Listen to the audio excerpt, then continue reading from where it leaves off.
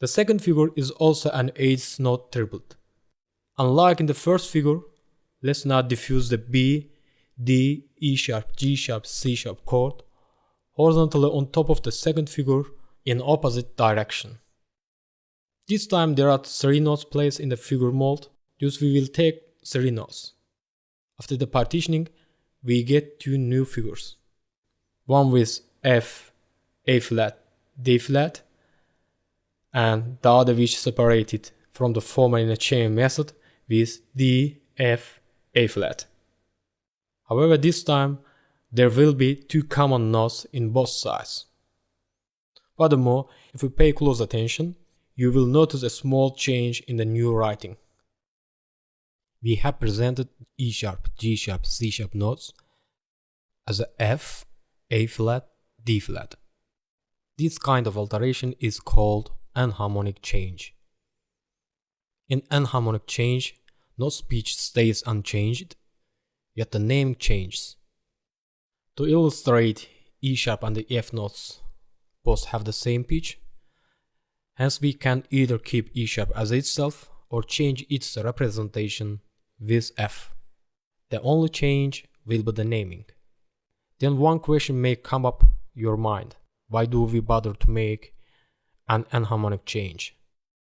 You may benefit from enharmonic change in 3 situations utilized in orchestral score or in notation. First, to make notes easy and fast to read for performer.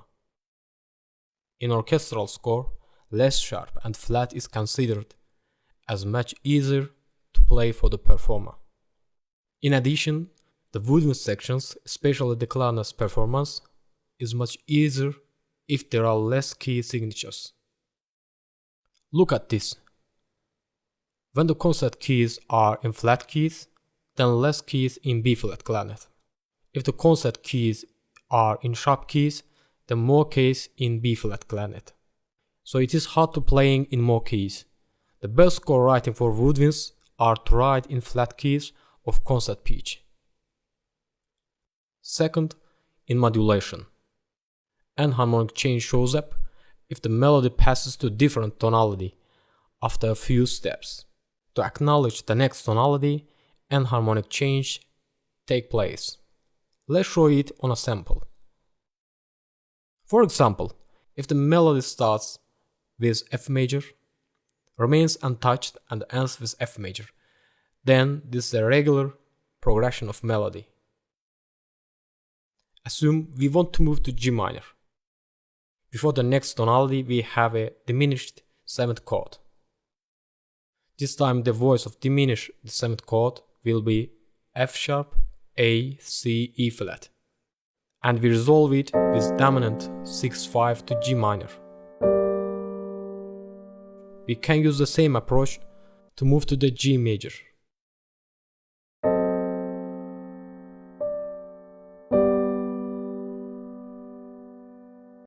If we want to modulate our melody to E minor, then our diminished 7th chord will be renamed as F sharp, A, C, D sharp, which means sounding will remain same, but E flat will change to D sharp due to enharmonic rule.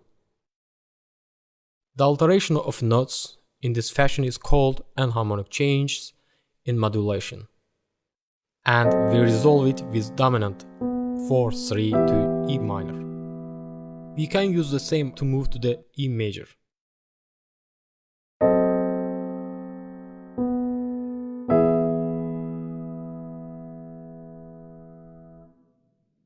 If the next tonality is C sharp minor, our chord will be renamed as F sharp, A, B sharp, D sharp. That means the sounding will remain unchanged. The only change is the name of the notes. And we resolve it with dominant 4 to the C sharp minor. And the same rule we can move to the C sharp major. If you recognize our chord as a G flat, A, C, A flat, then you can modulate it to B flat major and to B flat minor.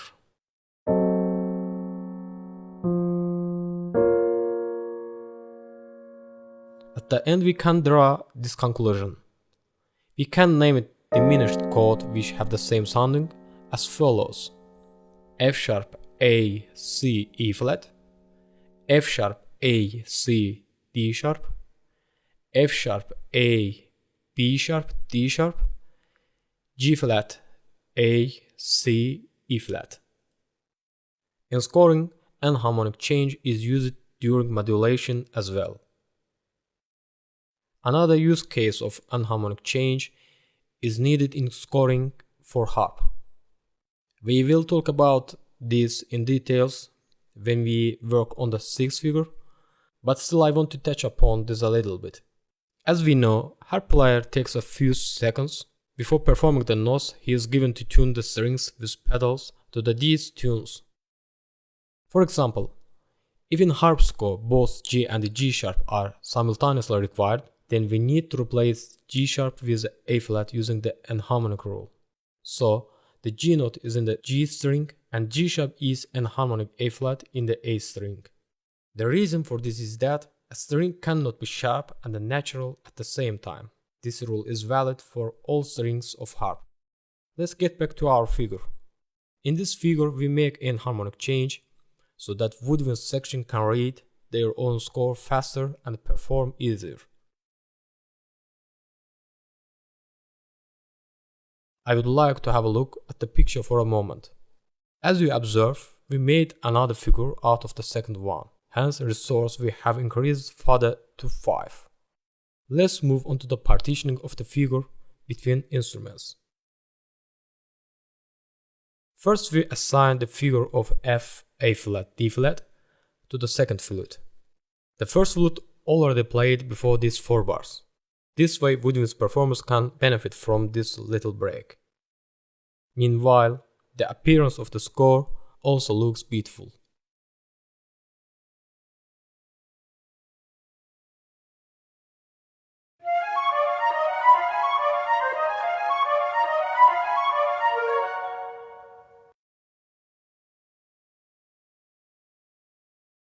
Thereafter we were left with the second and third flutes, hence the highest pitch is given to the second flute and the lower pitch is assigned to the third one.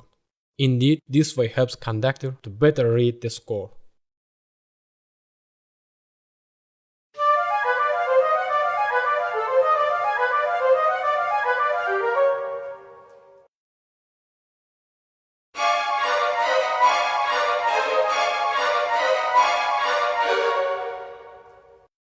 Then question, why this figure is merely partitioned between flutes? Let's think about it a moment. At first glance, if we pay attention to the figure, we will see that the figure is in high register. Therefore, we can't assign the second figure to brass section due to its structure and the register it resides. Considering woodwind section, we should ignore oboe since from timbre perspective. It produces piercing and dominant sounding. Regarding its timbre, violins best get along with flutes than clarinets. Since we think of different figure for the clarinets, this mission is given to the flutes. Meantime, the other reason for the figures being assigned to flutes is that the second figure is the opposite of the first figure and resides in the same register as the first one. You can listen and assure yourself how flutes and violins sound beautiful and harmonious together.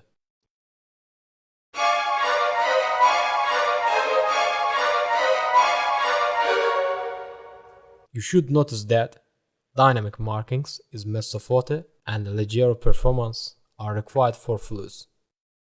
We are done with the first figure, now ready to move on the third one.